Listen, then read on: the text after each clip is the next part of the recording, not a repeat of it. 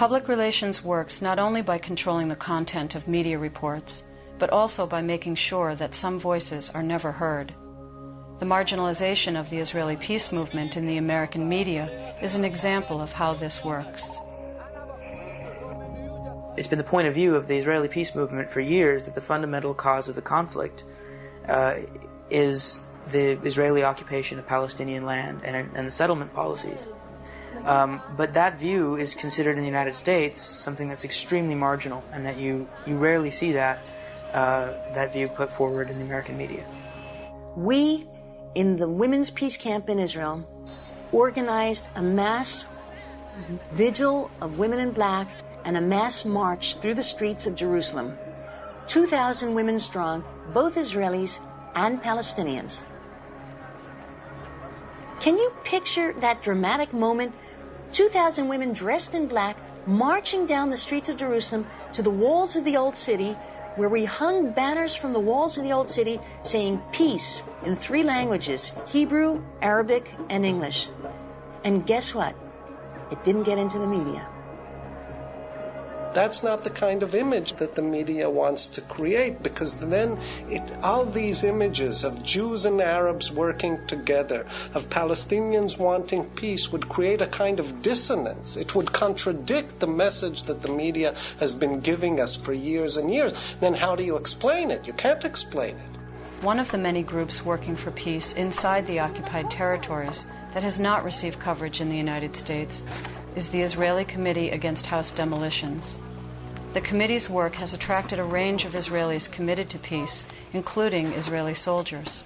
Our role is to go there and to rebuild Palestinian homes as a constructive way of resisting occupation.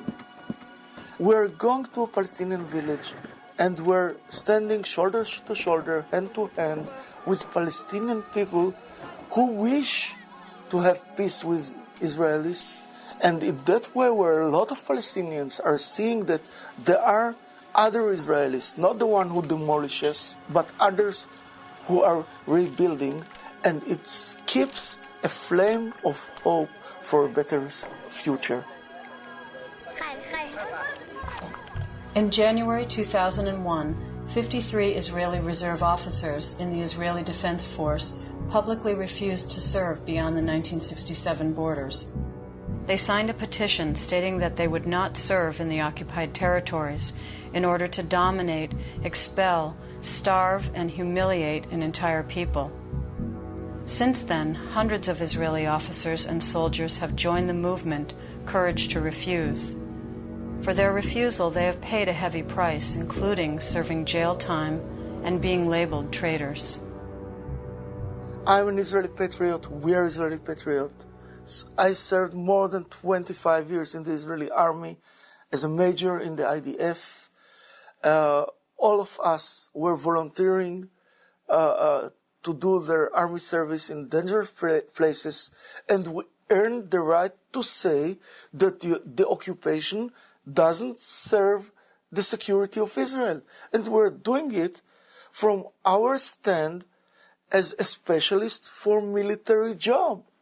We're the military. We know what provides security, and we paid with our time and energy. Some of us paid with their blood in order to keep Israel safe.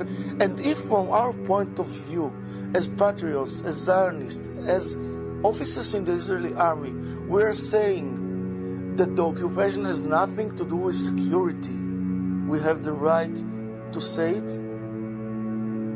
There are many American Jews who also believe it is their right to speak out against the occupation. Included among them are Jewish American rabbis. For their refusal to keep silent, they too have suffered threats and intimidation. One part of that intimidation has been to say that any Jew who raises criticisms about a current Israeli policy is a self-hating Jew. But on the contrary, my criticisms and Tikkun Magazine's criticisms of Israeli policy flow directly from our commitment to Judaism and our love for the Jewish tradition and our insistence that it be taken seriously, not just as a bunch of empty words, but as a set of principles that we really take seriously and believe in. The Israeli public relations machine knows that if the views and voices of Jews who disagree with its policies were to become public, it would be impossible to maintain the lie that any criticism of Israel is by definition anti-Semitic. In fact, the accusation of anti-Semitism has been Israel's most effective strategy in silencing dissent, and American journalists in particular have been targets of this tactic.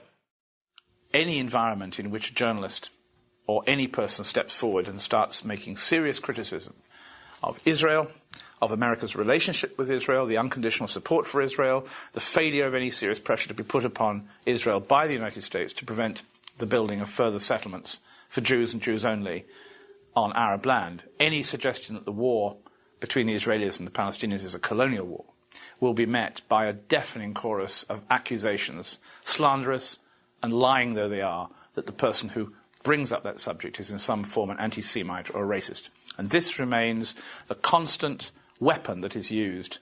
The fact that anti-Semitism is alive and well in the world today makes it all the more important to differentiate between real anti-Semitism that needs to be condemned and opposed in its own right, and its misuse as a PR strategy.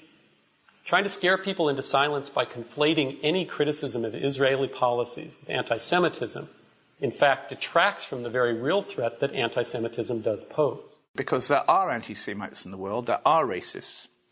And if this continued campaign of abuse against decent people, trying to shut them up by falsely accusing them of anti-Semitism continues, the word anti-Semitism will begin to become respectable.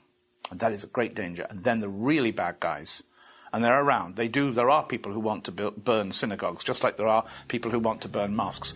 They'll start coming into their own.